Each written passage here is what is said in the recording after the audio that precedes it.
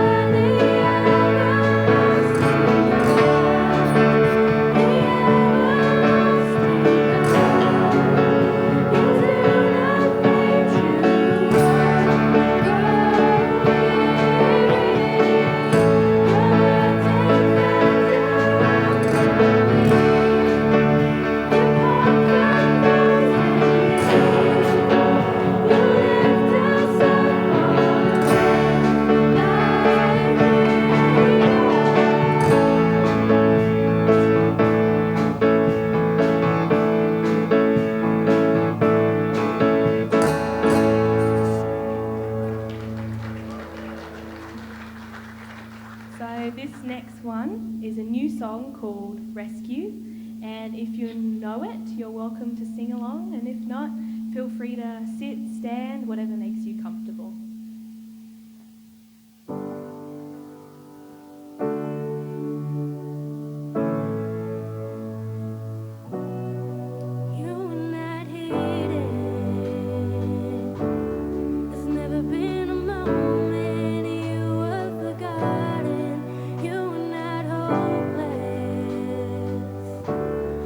You have been broken, your innocence stolen.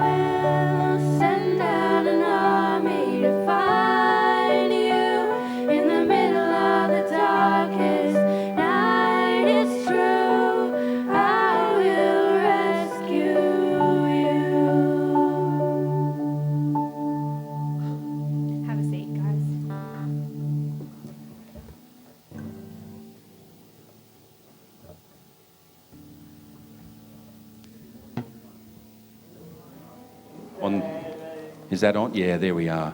I'm the token oldie that's involved this morning, just to balance out the age groups. So that's right.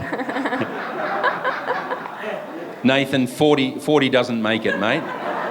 You're still on that side of the ledger, all right? So until you get, I won't say what age. All right. Wasn't that great? Wasn't that great? Yeah.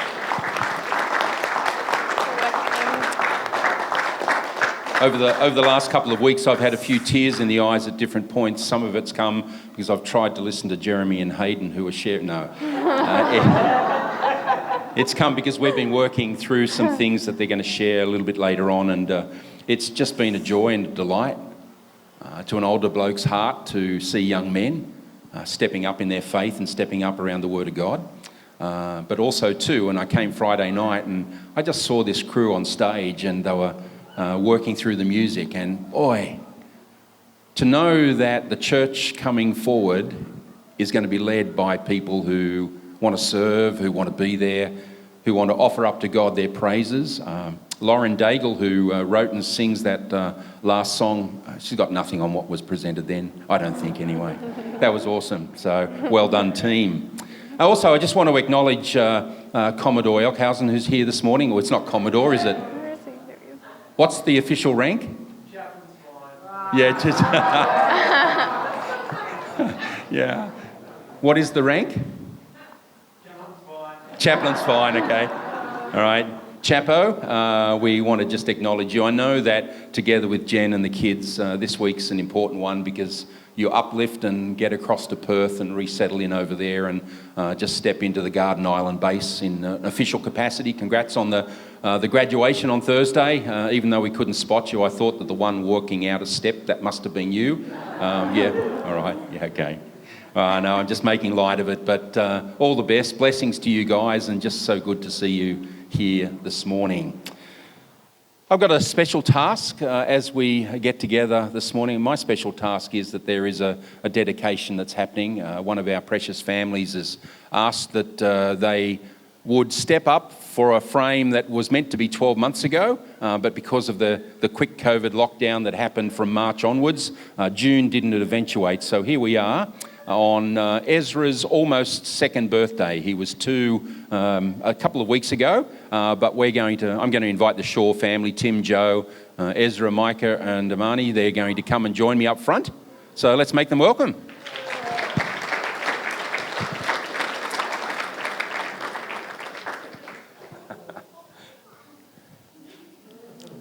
I've said to both Joe and Tim, this might be fun this morning. If you know the Shaw boys, they're going to teach their sister some mischief coming ahead. But this is a real delight because we understand the importance of family life and of being alongside one another, and both the joys and the struggles that can be what life throws at us. And so what we're wanting to do this morning is recognise the importance of a mum and a dad alongside kids, because for Ezra this morning, he virtually knows nothing apart from this is a good play space. He knows nothing of what's about to take place. So, like I said, this is... Excuse me, this way. Concentrate here, not there, for a moment, please, please. The joy and the delight... Hello? Say hello. Do you want to say hello? No, he doesn't want a microphone. One of the joys is that we get to stand alongside Tim and Joe in the life of their family and they themselves. And we recognise that with Ezra not understanding all that's taking place. Now, this is not a dedication for Amani this morning. They're going to leave that for another time. They're wanting the focus to be individually on their children rather than a collective on all the 3 kids together. So we'll move through this quickly so you can get to kids' min. Yeah. Isn't it great that when some kids run in here, they just think of their favourite space and they just want to get there? I think that's a part of what we're about. You know, the Bible has an awful lot to say about family life and the care, both husband and wife towards each other, but also between parents and their children. You can go to quite a few passages where that is outlined, and the emphasis this morning is very much upon the 2 of you. Your stand before God, your faith in him, and your desire to pass on to Ezra the very best that you can. Not that that's not going to be there for your other kids as well, but let's keep that focus with Ezra for this morning. Because Ezra doesn't understand an awful lot in life. And he learns so much of what is valuable, what is important, what matters through the two of you. And so we just want to set you apart. We want to give thanks to God for Ezra as part of your family, but we also want very particularly to pray over you two that you would have every strength to be the parents that God desires you to be. Let me read just a simple passage from the Old Testament. Many of you would know it well. It's a passage that has marked out the Jewish people for centuries. And it talks about the love that we have for God and his love for us, but how we pass that on. Hear, O my people, the Lord our God, the Lord is one. Love the Lord your God with all your heart, with all your soul, and with all your strength. These commandments that I give you today are to be upon your hearts. Impress them on your children. Talk about them when you sit at home and when you walk along the road, when you lie down, when you get up. Tie them as symbols on your hands and bind them on your foreheads. Write them on the door frames of your houses and on your gates. In other words, these values are for all of life. And so what we do this morning is we are praying over Ezra and giving thanks to God for him, but most particularly asking God to give strength to mum and dad. So it's all good fun. It is all good fun.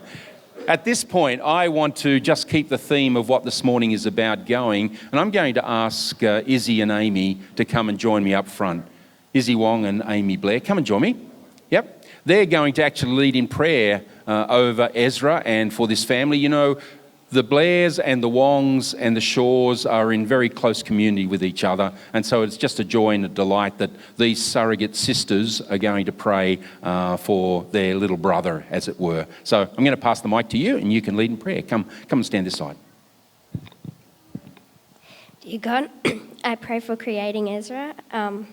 I thank you for his amazing family, and I pray that he learns more about you and that you lead him along the right paths. Amen. Dear Lord and Heavenly Father, thank you for Ezra and his family and that we can be here today. I pray that Ezra will grow up to be the godly man you want him to be and that you will help Tim and Joe teach him everything you want him to know. I pray that Ezra will be a good role model to his siblings and that he will seek you in all he does. Amen. And I just want to pray for Tim and for Joe, for mum and dad, that you would bless them and give them great strength. And Father, as they keep walking forward, trusting you, that this joy and delight of following Jesus would be passed on to their children, Ezra in particular, as the focus is today. Lord, watch over them, we ask. Amen. Where's little Ezra? Oh, he's got his microphone. He's ready to... That's okay. He can speak it out. Ezra, we just want to say that the Lord is going to bless you. The Lord is going to keep you. The Lord is going to lift up his smile upon you and give you his peace. And we know that that's a real rich delight. Now, I've taken the aim that I wasn't going to try and pick him up this morning because that just would not work. So thanks for a different dedication. And let me give you that. I take a time just to write a little letter. And in this case to Ezra, and that just identifies something for him to read later on that talks about what happened this day. And together with a certificate of dedication, it's just a keepsake for the family and hopefully a blessing down the track. Bless you guys. All right, thanks. Yeah, let's thank the family. Sorry. Oh, by the way, Kids Min is on now, so the teens aren't going anywhere, but the kids, you're welcome to go with Joe and move on upstairs. Where's John? I'm going to invite John up. John's going to keep leading us through. Thanks, mate.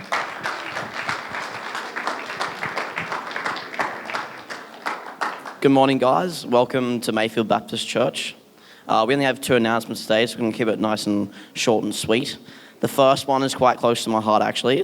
The first is that on the 4th of July, the church services time will be going back to 10 a.m., which I'm sure will make a lot of your days, including mine personally. I'm a very happy man now. Second announcement is that From This Hill mission support from 2021 to 2022, pledge appeal details are now available. You can find the details just down the back. And for more information around this, please chat to Pastor Steve or my dad, Simon Iverson. To go off this youth service, we'll be watching a short video highlighting all the things that have happened at youth over the last few years. So thanks and enjoy.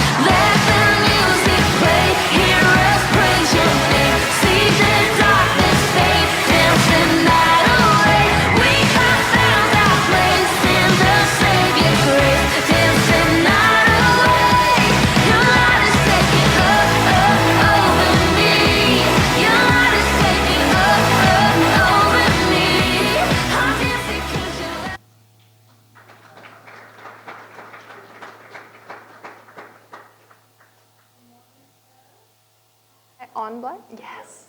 I love this thing. I've always wanted to wear one of these. So today it's a bit of a dream come true for me. So thank you, Pastor Steve.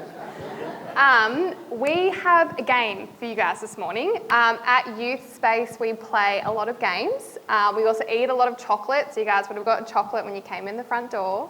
But this game is called Who Knows Mayfield Baptist Church the Best? Now, I forgot a prize, so the person who wins this just gets bragging rights for the rest of the year that they know Mayfield Baptist Church the best. So we have some slides. So the way the game works is everyone has to stand up. We have 10 questions. If you think it's heads, you put your hands on your heads. If you think it's tails, you put your hands on your bottom. So it's nice and simple. If you get it wrong, you sit down. And yeah, could we have the slides up, please, Blake? Yeah, so the thing will say heads or tails. Do you have the slides? If not, I would just read the questions out to you.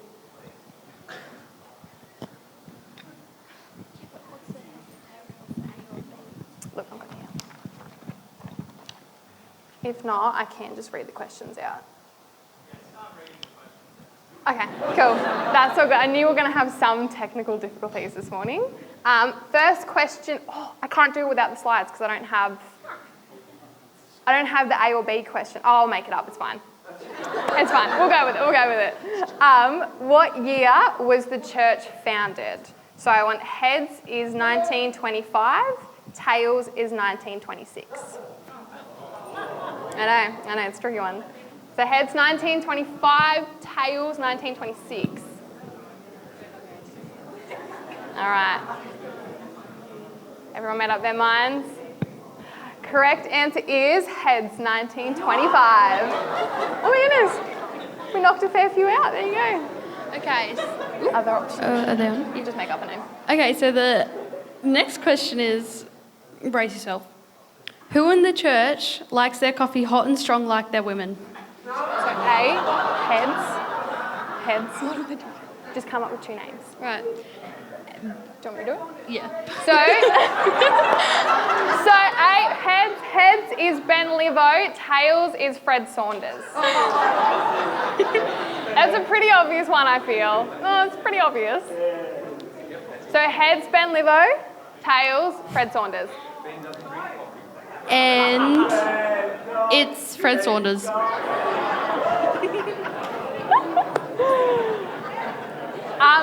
We've knocked out a fair few. Geez, okay. Hopefully we get through the full 10. Now this one, Hayden and I spent a lot of time coming up with the answer for this. So Hayden should know this. So how many glass planes are in the stained glass window behind you? Heads is 910. Tails is 908. Keeping it close to make it hard. So heads is 910, tails is 908. Perfect. We do have a prize. All right, the answer is this was... No. Okay, this took us a solid 20 minutes to count. The answer is 908. Wow, we've knocked out a fair few. I'll come up with the two. But... I've got the other one. Who was the only person to get subbed on in soccer for 2 minutes? You get a yellow card and pull the groin. A, Luke, or B, Nathan? So A is heads, B is tails. Yes. Who was the only person to get subbed on in soccer for 2 minutes, get a yellow card and pull their groin? Takes a very, very special person to do this. I think we all know the answer, but Luke Elk. Luke Elkhausen. Impressive man. Okay, number 5. What is the name of the YWAM building? Heads, Bulkira, tails, Cara. You guys should all know this, I really hope so. Yeah. It is Bulkira, which was heads or I can't remember. You got it. Or more than. Yeah. How long does Neil Livo like his sermons to go for? A, Heads. Heads above 20 minutes, and tails below 20 minutes. I think everyone got that correct by the looks of things. It's below 20 minutes. So we will keep it short today for you, Neil, just because we love you. What year did Pastor Steve become a Christian? This one I did have to text him and find out because I didn't know. So it's heads 1972, tails 1970. Steve, you should know this. Yeah. So heads 1972, tails 1970. And give everyone a moment just to think that through because, okay, cool. It is 1970, so that was tails. But Ed. Wow, we don't have many left. Okay. We did. The youth did create these, but they didn't know that because I had to Google. I had to message Steve and find out. It's not rigged. It's not rigged. Okay, question 8. How many years has it been since the basement has been used? And the answer for this we think is correct, roughly. Roughly we think is correct. It's been a good few years. So it is heads 5 years, tails 6 years.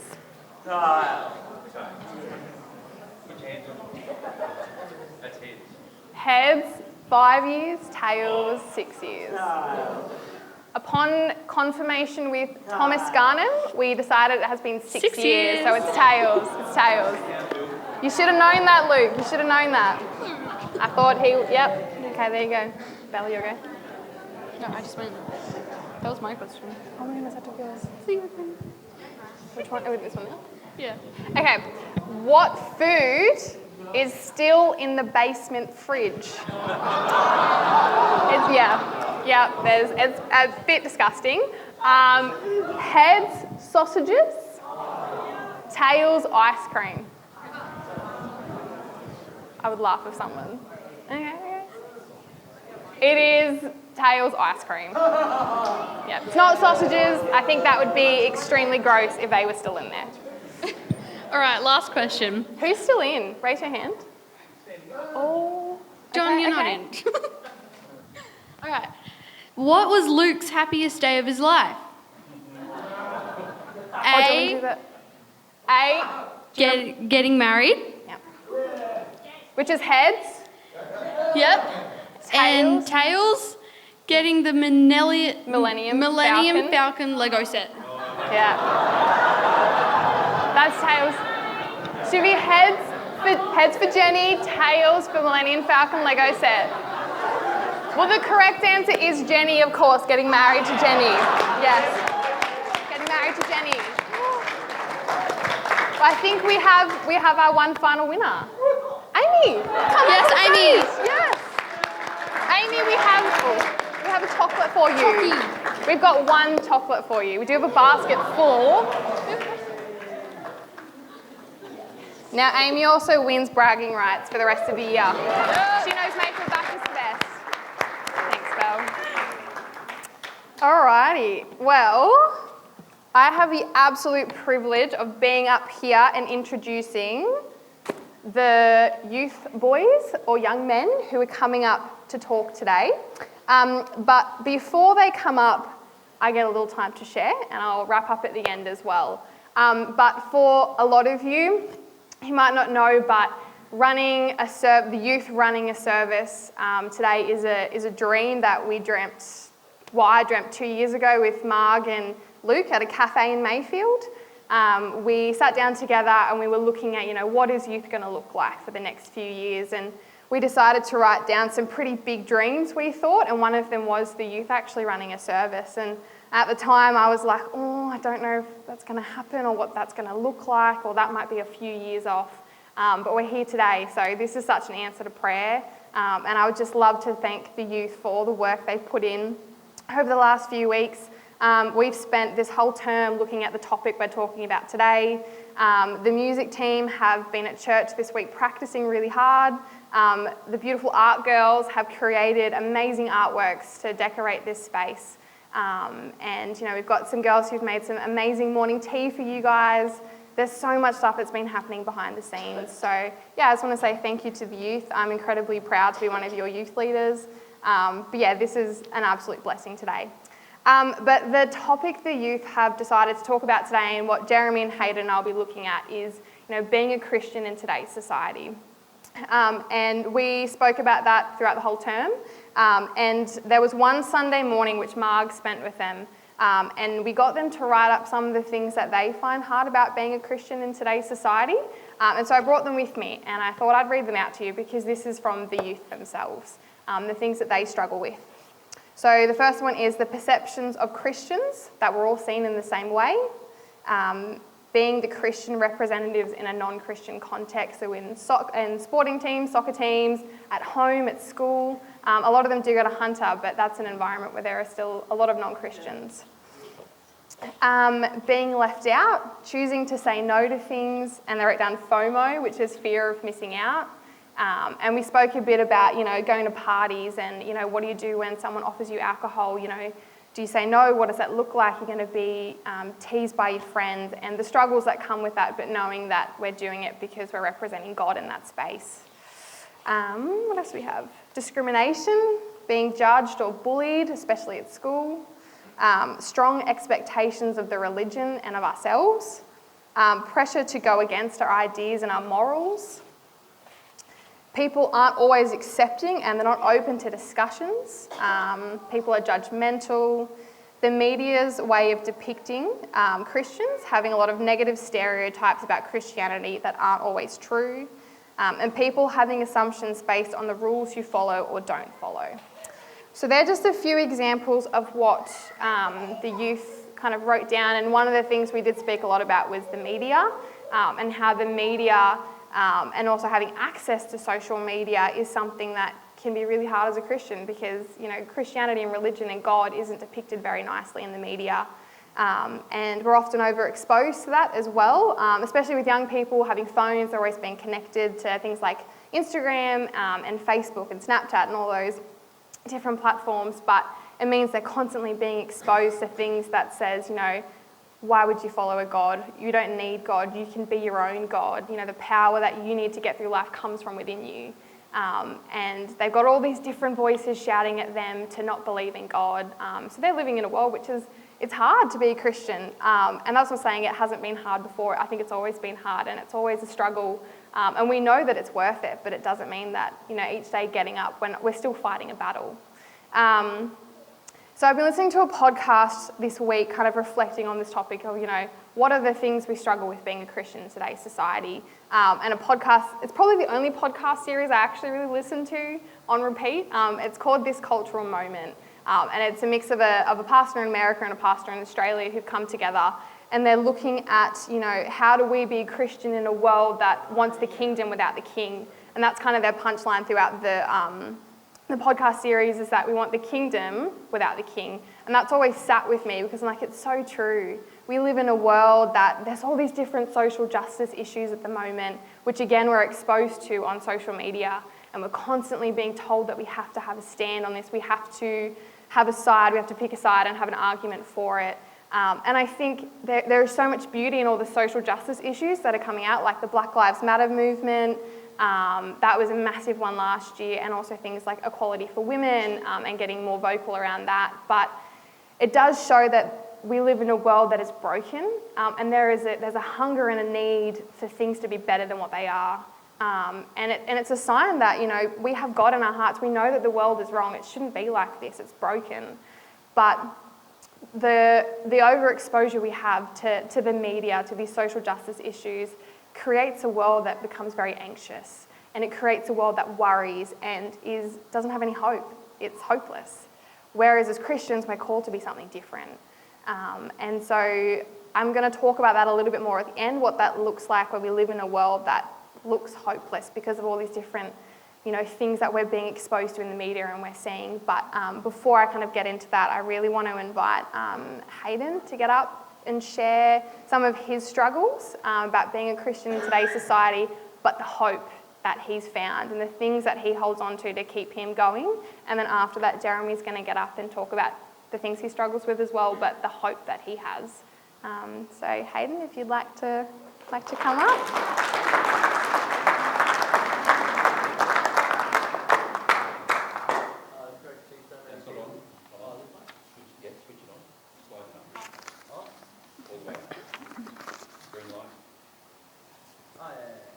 Is that on? Yeah. Oh, it's great to see so many people here this dreary Sunday morning. Some of you may not know myself. My name is Hayden Batts. I'm 14 and I'm in the 8th grade at Hunter Christian. I have a beautiful brother sitting there. I have two lovely parents,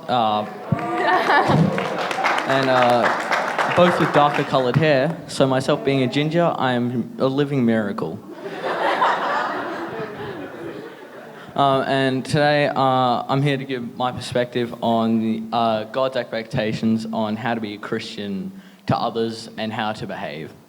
So I never exactly understood the expectations If there was something that I would have learnt in my past that would have helped me with that, I wouldn't have known, because I would have never applied the Bible to myself. So I would have just answered it like any other bit of schoolwork.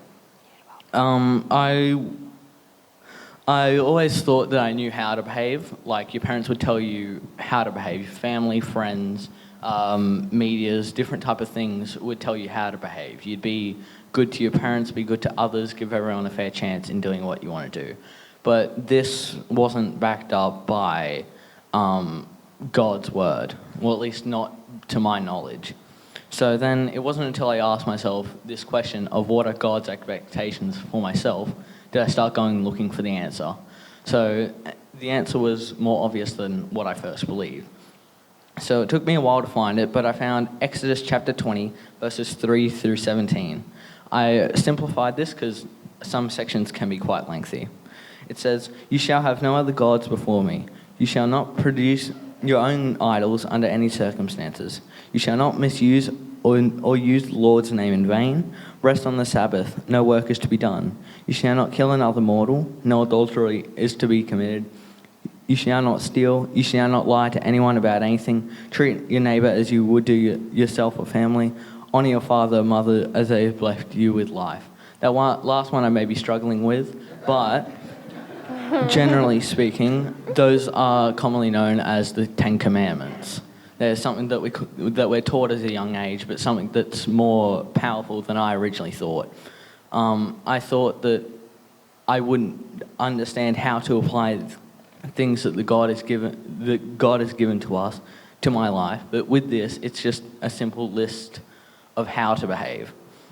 And so then this also backs up what friends, family, and parents have originally told us on how to behave. So your parents can be right. And I took inspiration from a previous sermon done by Blake Appleby, where he went and mentioned the atheists in Kenya society. So I too looked at Africa for my help. So I found a very good pastor, sorry not you Steve, and his name was Enoch Attaboy. I could be very wrong in pronouncing that, but anyways, he's from the Redeemed Church, Christian Church of God in Lagos, Nigeria. And in one of his sermons, he brought up the verse of Romans 8:28, and in it says, "And we know that in all things God works for the good of those who love him. We have been called according to his purpose." So if you do follow God's will, if you listen to what he tells you to do, that would be, if you follow the Ten Commandments, that would be God's idea of how you would live. If you do follow these, goodness will come from it. Goodness doesn't directly correlate to being good in God's eyes, but goodness can come from being faithful in God and putting your love in everything you do. So in general conclusion, the expectations that God has given us to be to others and to be ourselves is in the Ten Commandments. It's relatively simple. There are other verses that tell of not to do other things and not to misuse your tongue, but the chapter 20 of Exodus, verses 3 through 17, are great for guidance if you're ever forgetting how to behave. And thank you. I would like to welcome up my lovely brother, Jeremy.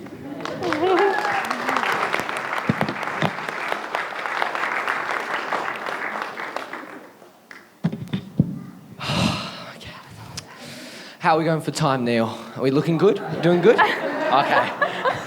Good. I'll make it nice and long for you, Neil, then. Good morning, everyone. It's so great to be up here in front of you all this morning. For those who don't know me, my name is Jeremy. I'm in Year 11 at Hunter Christian School, and I'm 16. I wanted to talk about of what Hayden was talking about. I wanted to talk about the mental health and the emotion behind what we're discussing this morning, and how some our emotions can take over what we are thinking, and how we can find God in some tough situations.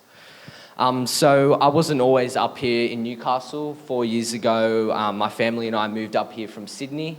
And that was a very tough time for all of us, especially me, because I felt God had done me wrong, or had just pulled me away, and I felt really like he'd given up, or he'd just gone, here, this will be funny if we can pull you guys away from what we thought was great. So I was really angry at God for what he'd done, because I just thought he'd left us. But the hope that we held on to was that he did this for a reason, and that we were up here for a reason. And that was that little hope I needed to hold on to keep getting through every day. It's just, and I, what else was I about? And also, and then having that emotion and God being right. It's so good to be up here now, and God was right in some regard, and we have done much better than what? All regards, sorry. So I was really pleased with God and that he had put that on me. But then there was another time, which I think was for everyone, was last year with 2020 and COVID and stuff like that, and the uncertainty around that whole situation. I felt I was questioning God for what he did. I was like, why did he do this to us? Why did he put this upon us? And so I felt really lonely, and I felt like God had just left us to fend for ourselves, similar to the situation I had beforehand with moving up. But it was really good just to keep praying and to keep trusting in God that he was going to pull us through that. And so I was really glad to finish off year 10 with a formal, and that I was glad to go back to school, because I never thought that would have been possible if we were still in lockdown with, it was just that faith in God that we would get through it. I found a really good verse as I was looking for this sermon, trying to write this sermon. It's Nahum 1:7, and it reads, "The Lord is good, a refuge in times of trouble. He cares for those who trust in him." Now, I found it really empowering that it talks about the idea that God is a refuge and someone to go to trust in. And it's someone you can go to pray, and that he helps you. He's a friend to you. He's more than a friend, but he's there to support you and to help you.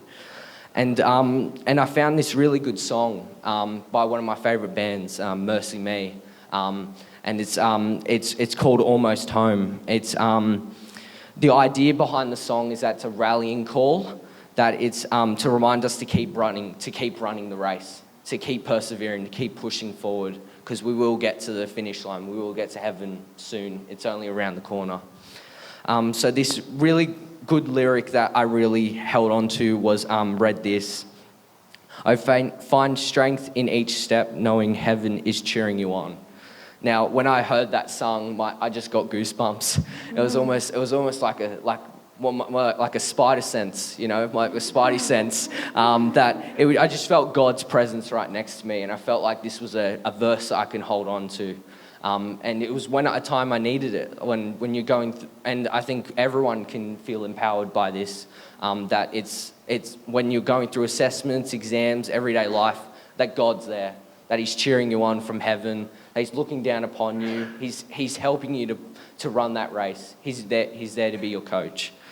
And then this goes back to what Nahum was saying about it being a refuge, and that he is there for us, and that he's always there watching us and helping us to keep moving forward. So I think that's all the time I've got, and I would like to pass you back over to Lydia. But thank you for listening.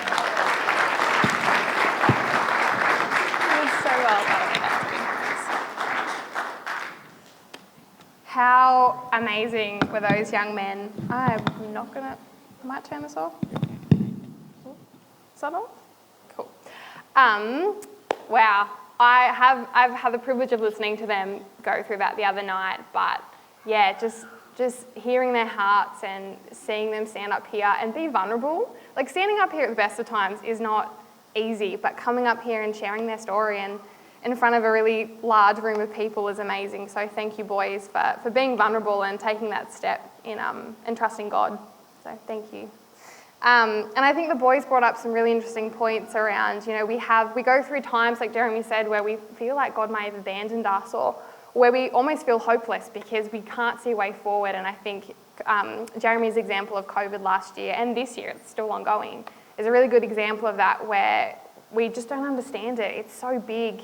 And as Christians, we're called to be something different, but how can we be different when the whole world feels like it's going mad, when the world is anxious and nervous and worried and fearful? And I don't want to stand up here and say that those emotions aren't valid. Fear is a good emotion at times. It keeps us safe. And God gives us emotions for a reason, but we don't want to consistently live out of a place of being anxious or worried or scared when we are the sons and daughters of a God who is hopeful. And an idea I've heard thrown around is this term of being a non-anxious presence. And as Christians, we're called to be that. And I think maybe a better phrasing for that could be like a hope-filled presence. Being at uni, I study social work at university, and I've been in plenty of classrooms where we talk about the worst of humankind, where one of our classes was about violence, abuse and trauma, and we heard stories and we read stories that just broke my heart. And it was really hard sitting in a room where it just felt hopeless. How can humans do this to each other? How can we be cruel and hurt other people? And I was sitting in that space and I wrestled with that for a long time. How can I be different in that space? How can I be hope-filled? And how can I show the world around me and my peers something different? Because that's what the world's crying out for. And I think we definitely saw a lot of that last year, with a need for something to hold on to, something stable. And so I was listening again to the podcast, This Cultural Moment, and they talk about things you can do to be that hope-filled presence or that non-anxious presence. And one of the biggest ones was slowing down and resting and just being with God. And we live in a society that, we see value in being busy. I see value in being busy, and that was a lot of my identity up till last year when everything just stopped. I didn't have a job. I was working from home every day. I wasn't busy. I wasn't out all the time, spending 24/7 with my wonderful family, which was fun. It had its challenges, but it was beautiful, guys. It was beautiful. But it had its challenges, but I was no longer busy. And where was my identity? And then I realized, actually, this is a great opportunity to slow down and to be with God and to have that routine of spending time with Him, reading my Bible, listening to worship music, finding songs, as Jeremy kind of pointed out with his song, that you can hold on to that also link you back to Bible verses as well. But it's an opportunity to slow down and to be calm and to be present with people. And to spend time with God, because we're not going to be in a good place if we're not spending time with God. We can't be that hope-filled presence if we're not being with the one who is our hope. And so I just thought that was really encouraging, and it's challenging. I don't want to stand up here and say that I'm incredible at it. I'm not. I really struggle sometimes spending time with God and being calm and not being busy and being present. I know my parents are probably thinking that I'm too busy most of the time. But there is so much value in just being with God. And we are in a world that feels like it's going crazy and going mad, but we are still called to be something different. And we're still called to be hopeful, even if sometimes we don't feel it, because our feelings can lead us astray. I just wanted to leave you with that today, an encouragement that even in a world that is still going through a pandemic, that we still have so much that we're overexposed to with the media and the things we struggle with, and with things like mental health, which is a real struggle and is totally valid. But we are still living in a world that we have a hopeful God, and He has so many promises for us in the Bible that we can hold on to, as the boys kind of outlined with the 10 Commandments and Jeremy's verse from Nahum as well. I just want to encourage you all to be a hope-filled presence this week and just to remember that. Thank you for coming today as well and being a part of our first youth service. Hopefully we have many more to come, I hope so too. Thank you. But we'll have one more song, which is Oceans, which the music team, I'd invite you up now to come start. But after this, we have an amazing morning tea spread that has been made by some of our youth and some of our youth on Friday night as well who aren't here today. But I'd encourage you to go out, have a cuppa. The coffee machine will be on. Our youth boys and girls will be behind that making some amazing coffees. But hang around, have a chat, and maybe grab one of the youth and just thank them for the amount of work that they've put into today. So yeah, thank you.